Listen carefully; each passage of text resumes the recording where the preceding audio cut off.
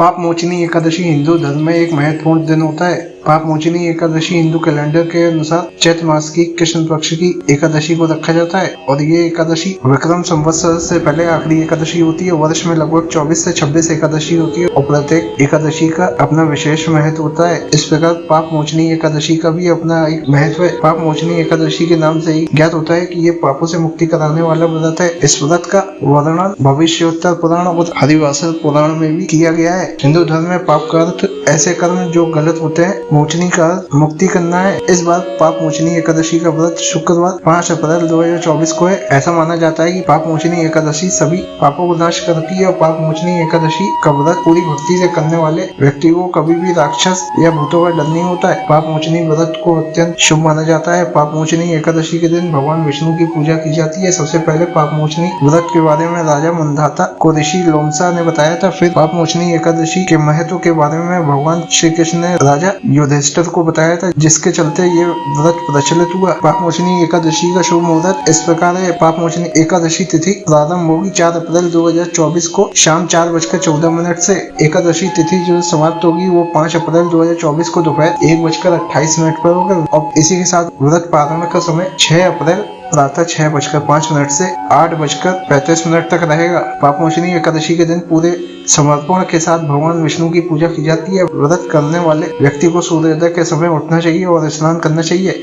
भगवान विष्णु की एक छोटी मूर्ति पूजा स्थल पर रखी जाती है और भक्त भगवान को चंदन का लेप, तिल, फल, दीपक और धूप चढ़ाते हैं। इस दिन विष्णु सहस्त्र नाम और नारायण स्तोत्र का पाठ करना शुभ माना जाता है। पाप मोचनी एकादशी व्रत कथा प्राचीन समय में चित्ररथ नामक एक रमणीक वन था। इस वन में देवराज इंद्र गंधर्व कन्याओं और देवताओं सहित वन में घूमा करते थे। मेधावी नामक ऋषि भी वहाँ पर तपस्या कर रहे थे। ऋषि शिव उपासक तथा अप्सराएं शिव द्रोहिणी अनंग दासी थी। एक बार कामदेव ने मुनि का तप भंग करने के लिए उनके पास मंजू घोषा नामक अप्सरा को भेजा। युवा अवस्था वाले मुनि अप्सरा के हाव भाव, नृत्य, गीत तथा कटाक्षों पर मोहित हो गए। रति क्रीड़ा करते हुए 57 वर्ष व्यतीत हो गए। एक दिन मंजू घोषा ने देवलोक जाने की आज्ञा मांगी। मंजू घोषा के आज्ञा मांगने पर मुनि की चेतना जगी और उन्हें आत्मज्ञान हुआ कि मुझे रसाताल में पहुंचाने का एकमात्र कारण अप्सरा मंजू घोषा ही है। उन्होंने मंजू घोषा को पिशाचिनी होने का श्राप दे डाला। श्राप सुनकर मंजू घोषा ने कांपते हुए मुक्ति का उपाय पूछा। तब ऋषि ने पाप मोचनी एकादशी व्रत रखने को कहा। वह मुक्ति का उपाय बताकर पिता च्यवन के आश्रम में चले गए। श्राप की बात सुनकर च्यवन ऋषि ने पुत्र की घोर निंदा की और उन्हें पाप मोचनी चैत्र कृष्ण एकादशी का व्रत करने की आज्ञा दी। ऋषि मेधावी ने पाप मोचनी व्रत किया और अपने पाप से मुक्त हुए। पाप मोचनी एकादशी के प्रभाव से मंजू घोषा अप्सरा पिशाचिनी देह से मुक्त होकर देवलोक चली गई। पाप मोचनी एकादशी के दिन भगवान विष्णु के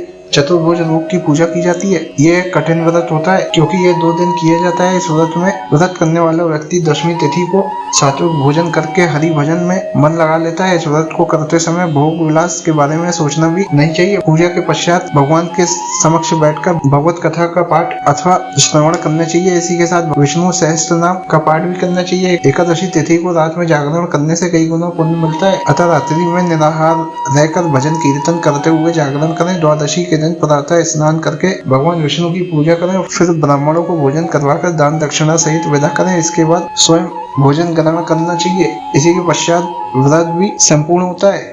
पाप मोचनी एकादशी के महत्व के बारे में बात करें तो पाप मोचनी एकादशी के नाम से ही पता चलता है कि ये पापों का नाश करने वाली एकादशी है। पुराणों में बताया गया है कि जो मनुष्य तन मन की शुद्धता और नियम के साथ पाप मोचनी एकादशी का व्रत करता है और जीवन में दोबारा कभी गलत काम न करने का संकल्प लेता है, उसके सभी पाप नष्ट हो जाते हैं, उसे सभी दुखों से छुटकारा मिलता है और मनुष्य को मानसिक शांति प्राप्त होती है।